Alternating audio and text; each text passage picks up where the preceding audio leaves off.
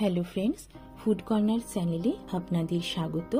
চলে এসেছি আরও একটা নতুন রেসিপি নিয়ে। আজ আমি আপনাদের কাছে যে রেসিপিটা শেয়ার করব তা আপনাদের অনেকের কাছেই অত্যন্ত প্রিয় একটা খাবার। আজ আমি আপনাদের কাছে বানিয়ে দেখাবো চিকেন বিরিয়ানি, যা দেখতে তো যেরকম হয়েছিল অত্যন্ত লোভনীয়, খেতেও কিন্তু হয়েছিল অত্যন্ত সুস্বাদু। আপনারা অনেকেই হয়তো বিরিয়ানি বাড়িতে রান্না করেছেন বা রান্না করতে পারেন, কিন্তু আমি আজকে যেই রেসিপিটা আপনাদের কাছে শেয়ার করব বন্ধুরা, সেটা একবার বাড়িতে ট্রাই করবেন। আশা করি সবার কিন্তু খুব ভালো লাগবে এবং যে কোনো অনুষ্ঠানেই এটা আপনারা অনায়াসেই বানিয়ে ফেলতে পারবেন। চিকেন বিরিয়ানি বানানোর জন্য যে যে উপকরণগুলো আমি নিয়েছি সেগুলো হলো কেশর, এখানে আমি কিছুটা কেশর নিয়েছি, গোলাপ জল নিয়েছি, একটা পাত্রের মধ্যে আমি কিছুটা দুধ নেব, তার মধ্যে কিছুটা গোলাপ জল দিয়ে কেশরগুলো আমি দুধের মধ্যে ভিজিয়ে নেব। তার মধ্যে আমি 3-4 ফোঁটা মিঠা আতর অ্যাড করব। এবারে সবকিছু একটা স্পুন দিয়ে মিক্স করে নেব।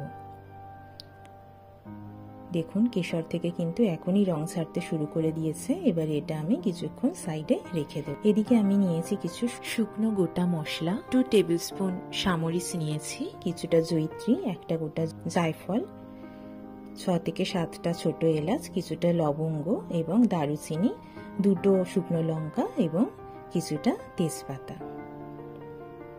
এবারে এই গোটা মশলাগুলো আমি একটা ফ্রাইং প্যানে ভালোভাবে হালকাভাবে গরম করে নেব। বিরিয়ানি রান্নার ক্ষেত্রে এই গোটা মশলাগুলোর ভূমিকা কিন্তু খুবই গুরুত্বপূর্ণ, কারণ মশলাগুলোর পরিমাপ যেরকম হবে বিরিয়ানির স্বাদও কিন্তু ঠিক সেরকমই হবে। দেখুন মশলা গরম হয়ে গিয়েছে। এবার একটা মিক্সিতে আমি মশলাগুলো পেস্ট করে নেব। এখানে আমি 1.5 কেজি মুরগির মাংস নিয়েছি এবং মাংস ভালো মতন করে ধুয়ে নিয়ে ভালোভাবে পরিষ্কার করে নিয়েছি এবং লেগ পিসগুলো একটু চিড়ে নিয়েছি যাতে ওর মধ্যে মশলাগুলো ভালোভাবে ঢুকে যায়। এবারে একে একে মশলাগুলো দিয়ে দেব। 2 টেবিল স্পুন লঙ্কা গুঁড়ো, 2 টেবিল স্পুন ধনে গুঁড়ো, 2 টেবিল স্পুন জিরে গুঁড়ো, লবণ স্বাদ মতন, আপনারা যে যেরকম লবণ খান স্বাদ মতন লবণ দিয়ে দেবেন। আর দেব আদা রসুনের পেস্ট 2 টেবিল স্পুন। এগুলো আমি ভাজা মশলাগুলো পেস্ট করে রেখেছিলাম সেগুলো দিয়ে দেব। আর দেব 200 গ্রাম টক দই এবং সামান্য সাদা তেল। এবারে সমস্ত মশলাগুলো আমি ভালোভাবে হাত দিয়ে মিক্স করে নেব। এখানে আমি 1.5 কেজি মাংসের মধ্যে 200 গ্রাম টক দই নিয়েছি। মশলাগুলো প্রত্যেকটা পিসের মধ্যে যাতে ভালোভাবে ঢুকে যায় এইভাবে ভালোভাবে মাখিয়ে নেব।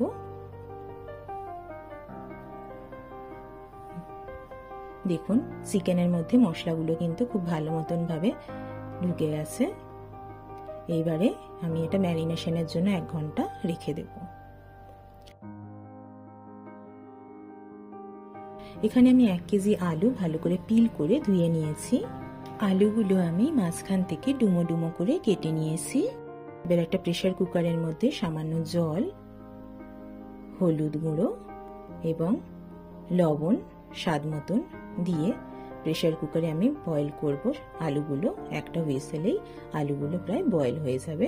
এবারে একটা কড়াইয়ের মধ্যে ঘি নিয়ে ঘি গরম হলে তার মধ্যে আমি সেদ্ধ আলুগুলো ফ্রাই করে নেব। ফ্রাই করার সময় ভাজা মশলার পেস্টটাও আমি কিছুটা দিয়ে দেব। আলুগুলো খুব সুন্দরভাবে ফ্রাই হয়ে গিয়েছে। এবার একটা প্লেটে ঢেলে নেব। নিয়েছি কিছুটা পেঁয়াজ, পেঁয়াজগুলো আমি ভালো করে পিল করে ধুয়ে কুচি কুচি করে কেটে নিয়েছি। এই পেঁয়াজগুলোর আমি বেরেস্তা বানাবো। তার জন্য কড়াইয়ের মধ্যে 3 টেবিল স্পুন ঘি এবং কিছুটা সাদা তেল দেব এবং গরম হলে তার মধ্যে আমি পেঁয়াজ কুচিগুলো দিয়ে দেব, দিয়ে ভালোভাবে নেড়ে চেড়ে নেব।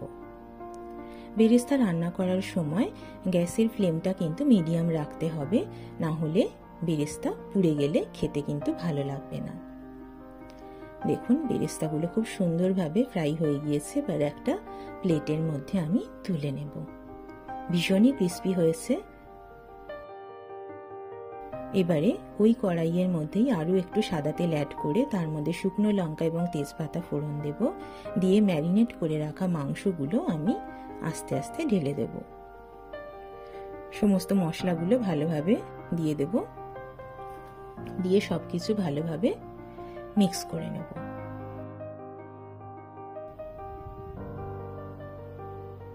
এখানে আমি 1 কেজি পেঁয়াজ নিয়েছি। পেঁয়াজটা ভেজে নিয়ে তার একটা পেস্ট বানাবো, যেটা আমি চিকেনে ব্যবহার করব। পেঁয়াজ ভাজা হয়ে গিয়েছে, এবারে মিক্সিতে নিয়ে নিয়েছি। আমি একটা স্মুথ পেস্ট বানাবো। দেখুন ভীষণই স্মুথ একটা পেঁয়াজের পেস্ট হয়েছে। এবারে এই পেঁয়াজ ভাজার পেস্টটা আমি চিকেনে দিয়ে দেব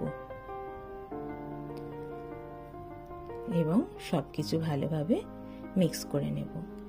আপনারা চাইলে পেঁয়াজ ভেজে পেস্ট না বানিয়ে ডাইরেক্ট পেঁয়াজ ভাজার পরেও চিকেন ম্যারিনেট করে রাখা চিকেনটা দিয়ে দিতে পারেন, কিন্তু পেঁয়াজ ভেজে তার পেস্ট যদি আপনি চিকেনে ব্যবহার করেন তাহলে চিকেনের স্বাদ তো বেড়ে যায়, তার সাথে চিকেনের কালারও কিন্তু খুব সুন্দর একটা কালার চলে আসে।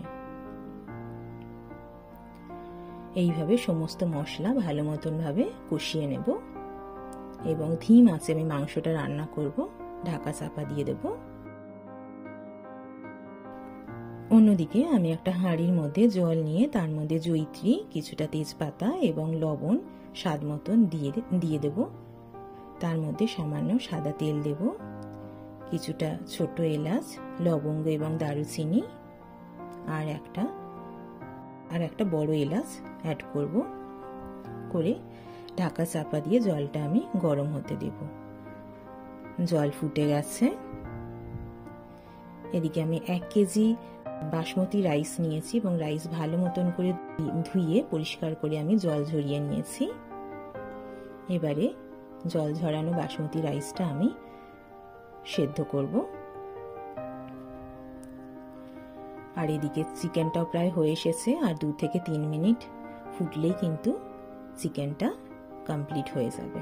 দেখুন চিকেন কিন্তু এখন অনেকটাই হয়ে এসেছে, চিকেন থেকে তেলও ছেড়ে গেছে এবং খুব সুন্দর একটা অ্যারোমা বেরোচ্ছে। চিকেনের পিসগুলো দেখুন খুব সুন্দরভাবে সেদ্ধ হয়ে গিয়েছে।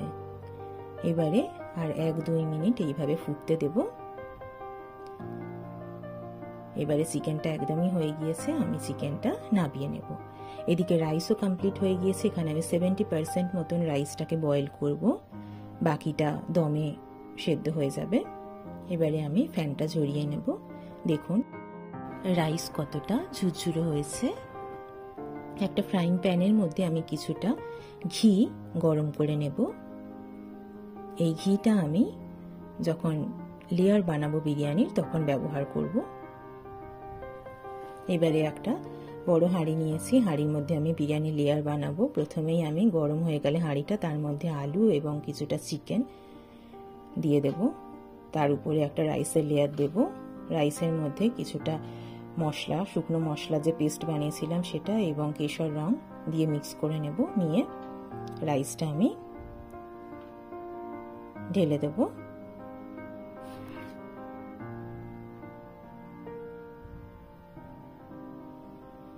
তার উপরে আমি গরম করা ঘিটা দিয়ে দেব।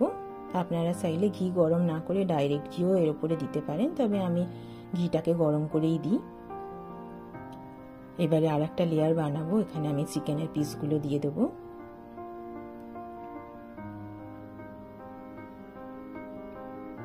তার উপরে বেরেস্তা দেব। আলুগুলো দিয়ে দেব। ভাজা মশলার পেস্ট দিয়ে দেব। কিছুটা কেশর রং দিয়ে দেব। দিয়ে একই রকম ভাবে রাইসের আর একটা লেয়ার দেব। এখানে আমি রাইসটা আলাদাভাবে তুলে নিয়ে তার সাথে কেশর রংটা আলাদাভাবে মিশিয়ে নিয়েছি। আপনারা চাইলে নাও করতে পারেন, তবে এইভাবে রাইসটা করলে রাইসের মধ্যে সব ভালো মতন ভাবে রংটা ছড়িয়ে যায়। এবারে আমি ফাইনাল লেয়ারটা সাজাবো। আলু এবং বাকি চিকেনের পিসগুলো আমি দিয়ে দেব। এইভাবে সমস্ত চিকেনের পিসগুলো আমি ফাইনাল লেয়ারে দিয়ে দেবো। কিছুটা গ্রেভি দিয়ে দেবো, বেরেস্তা দিয়ে দেবো, কেশর রং দিয়ে দেব এবং ঘি দিয়ে দিলাম। কিছুটা মিঠা আতর দিয়ে দেব। এবারে উপরে একটা রাইসের লেয়ার দিয়ে দেব, দিয়ে তার উপরে আমি বেরেস্তা সাজিয়ে নিয়েছি।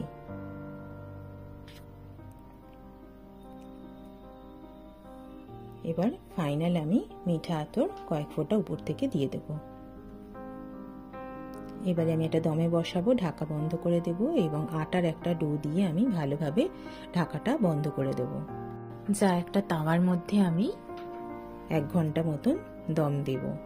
1 ঘন্টা হয়ে গিয়েছে, ওভেনটা আমি বন্ধ করে দিলাম। এবারে আমি হাঁড়ির ঢাকাটা আস্তে আস্তে খুলবো। দম একেবারে কমপ্লিট হয়ে গিয়েছে, বিরিয়ানি কিন্তু একদম রেডি হয়ে গিয়েছে। ভীষণই সুন্দর একটা অ্যারোমা বেরোচ্ছে। দেখুন বন্ধুরা, কত সুন্দর বিরিয়ানি হয়েছে এবং বিরিয়ানির চাল কিন্তু পুরো একটা একটা রয়েছে। এবারে আর একটা কাজ যেটা করতে হবে, বিরিয়ানিটা আমরা নিচ থেকে উপর অবধি একটু হালকাভাবে নেড়ে চেড়ে নেব। তাতে কি হবে, রাইসের সাথে মাংসগুলো ভালোভাবে মিক্স করে যাবে। এইভাবে একটু হালকাভাবে মিক্স করে নেব। মিক্স করার সময় এটা লক্ষ্য রাখতে হবে যে চালগুলো যাতে ভেঙে না যায়, সেই জন্য একটু হালকাভাবে মিক্স করে নেব।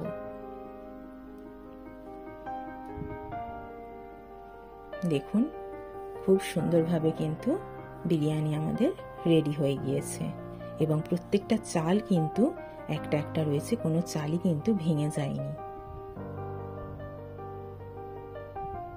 এবারে এটা সার্ভ করার জন্য একদম রেডি। একটা প্লেটের মধ্যে বিরিয়ানিটা সার্ভ করে নেব এবং স্যালাডের সাথে পরিবেশন করব।